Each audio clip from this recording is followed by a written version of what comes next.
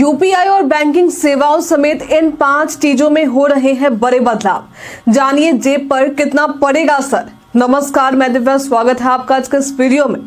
1 फरवरी की शुरुआत के साथ ही कुछ महत्वपूर्ण बदलाव भी हो रहे हैं जो आम जनता के लिए काफी प्रभावी हो सकते हैं।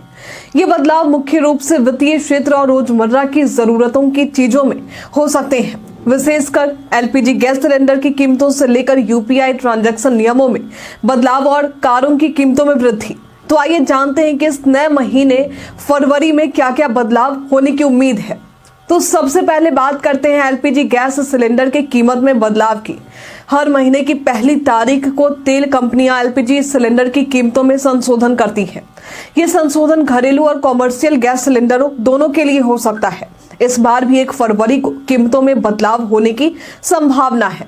हालांकि ये देखा जाना बाकी है कि क्या एलपीजी सिलेंडर की कीमतों में कटौती होती है या वृद्धि होती है।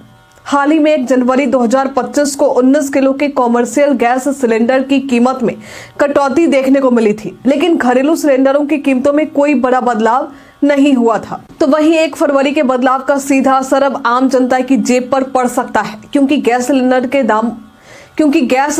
के दामों में वृद्धि से घरेलू बजट पर दबाव बनता है, और यदि घरेलू गैस सिलेंडर के दाम में घटते हैं तो इससे आम लोगों को राहत मिल सकती है। अब बात करते हैं यूपीआई ट्रांजैक्शन से जुड़े नियमों में बदलाव की। 1 फरवरी से यूपीआई यानी यूनिफाइड पेमेंट्स इंटरफेस से जुड़ी कुछ नई प्रक्रिया लागू होने जा रही है।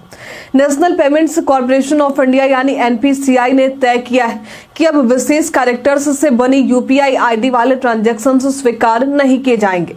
यानी अब से ट्रांजैक्शन आईडी में केवल अल्फा न्यूमेरिक कैरेक्टर्स यानी कि अक्षरों और अंकों का मिश्रण का ही इस्तेमाल किया जाएगा। अगर कोई ट्रांजैक्शन आईडी नियमों के अनुरूप नहीं होगी तो वे पेमेंट फेल हो जाएंगे।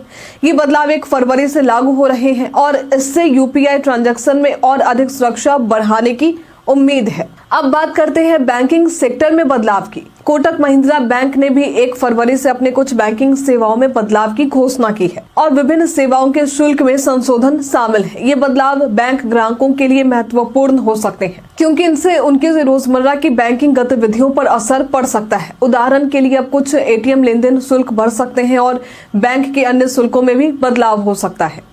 अब बात करते हैं मारुति की कारों की कीमतों में वृद्धि की। देश की सबसे बड़ी कार निर्माता कंपनी मारुति सुजुकी ने 1 फरवरी से अपनी कारों के कई मॉडलों की कीमतों में बढ़ोतरी करने का ऐलान किया है। कंपनी के अनुसार इनपुट लागत में बढ़ोतरी और परिचालन खर्चों को देखते हुए मारुति ने अपनी कारों की कीमतों में 32,500 रुपए तक का इजाफा किया है। इस बढ़ोतरी का असर Alto, K10, Espresso, Celerio, Ertiga, Baleno और जिमनी जैसी कारों पर होगा। इससे ग्राहकों को कार खरीदने में अतिरिक्त खर्च का सामना करना पड़ेगा। अब बात करते हैं हवाई ईंधन की कीमत में बदलाव की। 1 फरवरी से एयर टरबाइन फ्यूल यानी एटीएफ की कीमतों में भी बदलाव हो सकते हैं। हवाई ईंधनों की कीमतों में वृद्धि का सीधा असर हवाई यात्रा करने वाले यात्रियों की जेब पर पड़ेगा। जब एटीएफ के दाम बढ़ते हैं तो विमानन कंपनियां अपने किराए में भी इजाफा कर सकती है। इसका मतलब है कि 1 फरवरी से हवाई यात्रा के खर्चों में बढ़ोतरी हो सकती है। 1 फरवरी से शुरू होने वाले ये बदलाव देश के नागरिकों के लिए काफी महत्वपूर्ण है। इनमें से कुछ बदलावों का प्रभाव सीधे तौर पर रोजमर्रा की जिंदगी और वित्तीय फैसलों पर पड़ेगा, चाहे वो गैस सिलेंडर की कीमतों में बदलाव हो या फिर यूपीआई के नए नियमों में बदलाव की बात हो। इन बदलावों से हर किसी को परिचित होना जरूरी है ताकि वे अपनी वित्तीय योजना में उचित बदलाव कर सके। तो आपको क्या लगता है, क्या इस बार का ये बदलाव आम लोगों की जेब पर भारी पड़ेगा? हमें कमेंट में